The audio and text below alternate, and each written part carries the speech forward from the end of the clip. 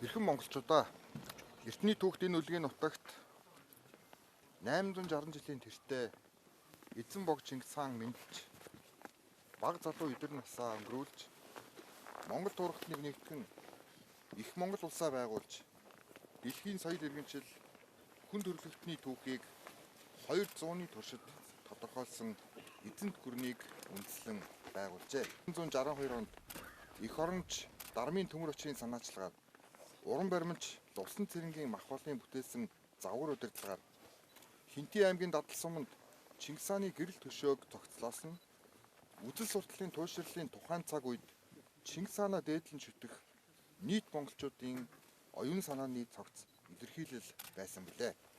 Эзэн бог Чингис хаан бол 4 зүг 8 зохист амьдран суугаа нийт монголчуудын эв нэгдлийн тулгуур үндэстний шүтээн билээ.